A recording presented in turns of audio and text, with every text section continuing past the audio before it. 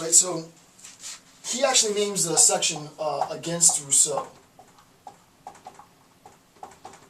Just in case you didn't know what he was attempting to do here. So, against Rousseau. Here's a quote from note 98. Not the corruption of man, but the extent to which he has become tender and moralized is his curse. Not the corruption of man, but the extent to which he has become tender and moralized is his curse. Not going to go into that. You should understand what that means now.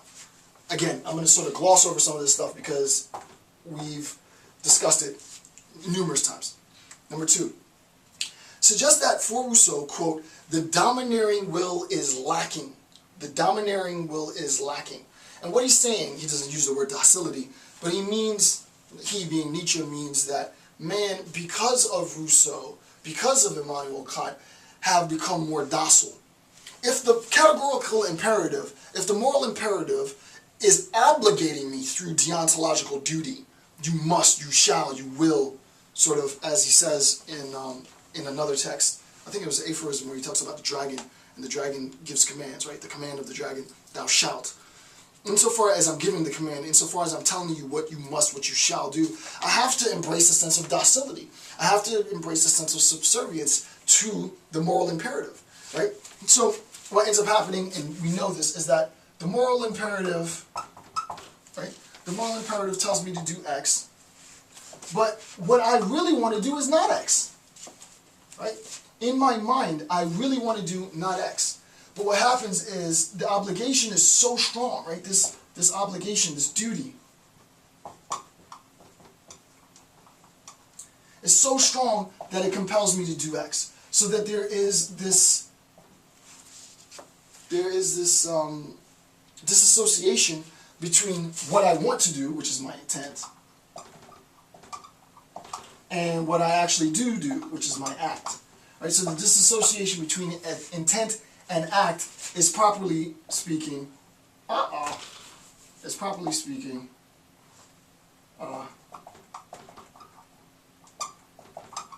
My act of acrosia, right? So the moral imperative tells me to do X. I intend on doing not X. I really and truly, I don't want to do that. I don't want to do that. I don't want to live that type of lifestyle. I don't want to have that obligation. I don't really care about my neighbor. My neighbor damn sure doesn't care about me. What do I care about my neighbor, right? But no, I gotta love my neighbor. Okay, well, whatever. I'm gonna love my neighbor. So I love my neighbor, right? Hey Bob, how's it going? Bob tells me to screw off. He doesn't like black people.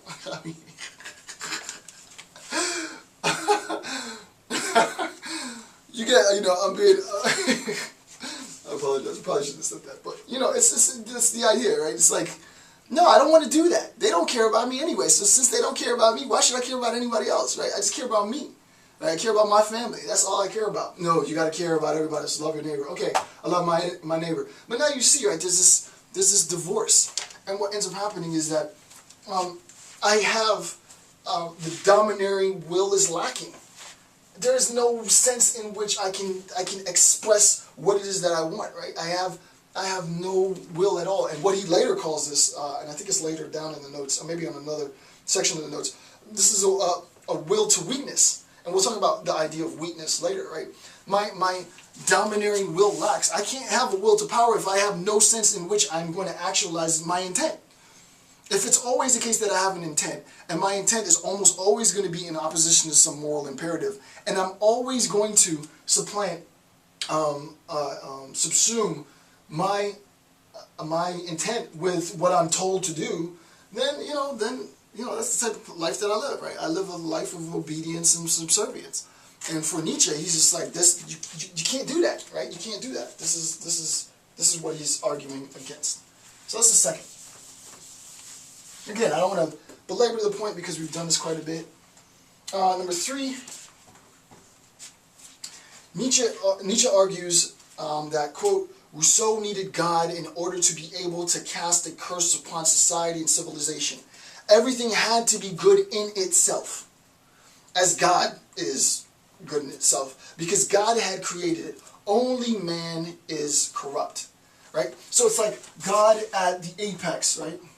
God at the apex showers, if you will, down commands. right? And insofar as he showers out on his commands, we recognize that God is good in itself.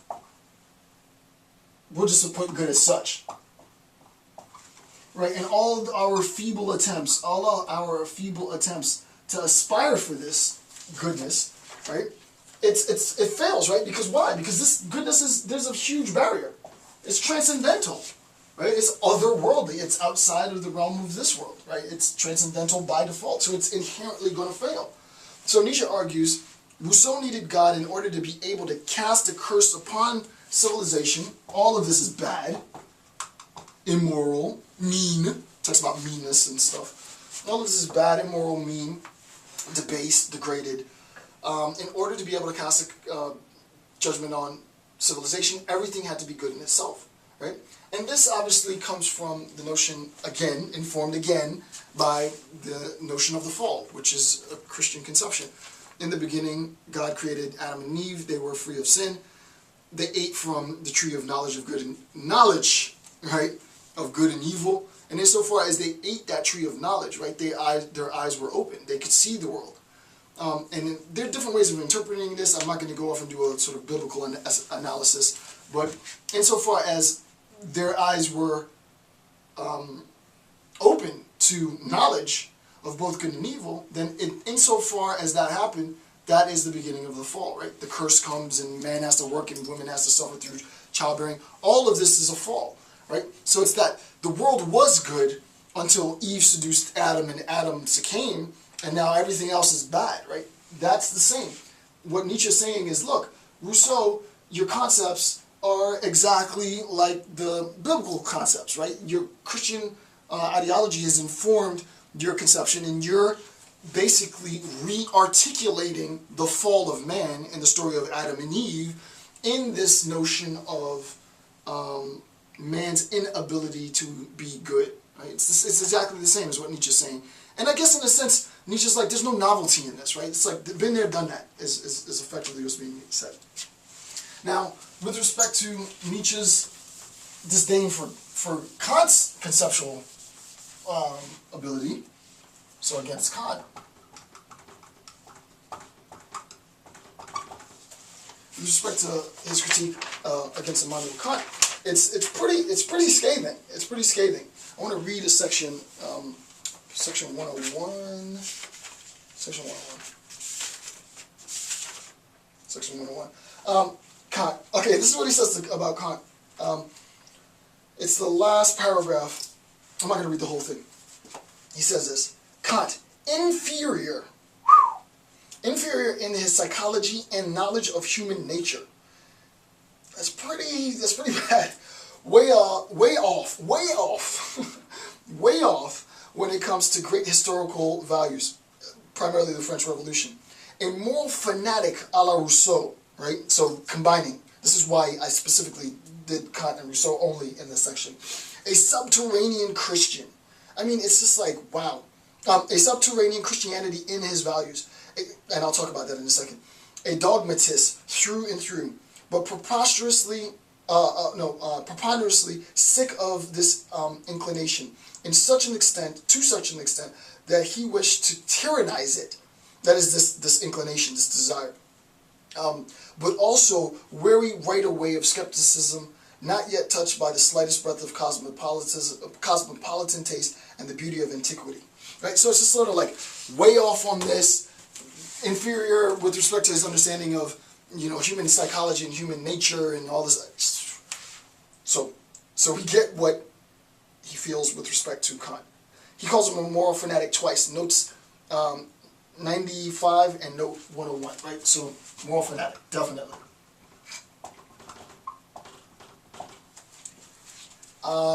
Argues that Kant's value system is infected by subterranean Christianity, right?